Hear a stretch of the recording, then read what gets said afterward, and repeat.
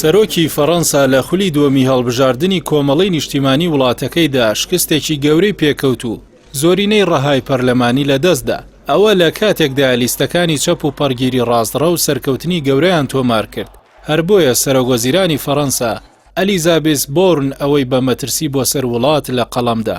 بۆرن ڕایگەیاند هەر سبەی دەست دەکات بە کارکردن بۆ پێکهێنانی زۆرینەیەکی پەرلەمانی، چونکە جگە لە پێکەوە کارکردن بۆ بەدەستێنانی سەقامگیری جێگرەوەیەکی دیکەمان نییە.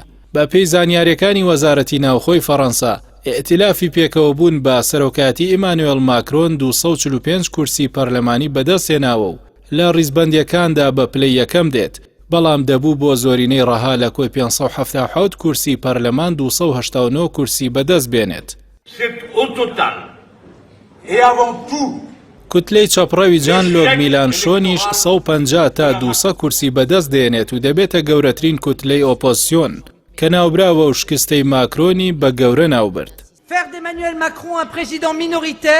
هەر بەپێی زانیاریەکان پارتی نیشتیمانی پەرگیر و ڕەگەزپەرست بە سەرۆکاتی جان ماری لۆپانیش ژمارەی کورسیەکانی 15 جار زیاتر کردووە. لۆپان بەڵێنیدا کە ئۆپۆزیسیۆنێکی جددی و بەرپرس بێت. ئەو سەرکەوتنەی بە گەورەترین سەرکەوتنی خێزانە سیاسیەکەی ناوبرد. سەرۆکی بریکاری ئەو پارتە ڕەگەزپەرستە جۆردان باریلا ئەو سەرکەوتنەی بە سۆنامی ناوبرد کە ماکرۆنی کردووەتە سەرۆکی کەمینە. هەروەکو هەڵبژاردنەکانی وڵاتانی یەکێتی ئەوروپا ئەویان ئاشکرا کرد شەپۆلی ڕاستڕەوی و پەرگیری و ڕەگەزپەرستی یەک لە دوای یەک سەرکەوتن تۆمار دەکەن. ئەوەش گەورەترین مەترسیە لە سەربەهاکانی یەکێتی ئەوروپا، سەقامگیری و پێکەوە ژیانی کۆمەلگاکان، بە تایبەتی کردنە ئامانجی پەنابەران و ڕەنگین پێستەکان و موسڵمانان لە وڵاتانەدا لە هەڵکشاندا. فەڕەنسا لە سەردەمی ماکرۆندا گوشارێکی زۆری خستە سەر ژیانی موسڵمانان و پەنابەران.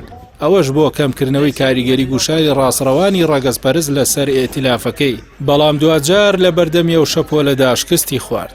هەندێک چاودێر بڕوایان وای ئەنجامی ئەم هەڵبژاردنە پاشەکشەی ماکرۆنە لە بەرامبەر چەپ و ڕاستەکاندا و ناڕوونی سیاسەتی وڵاتەش لە ناوخۆ و دەرەوەدا زیاتر دەکات.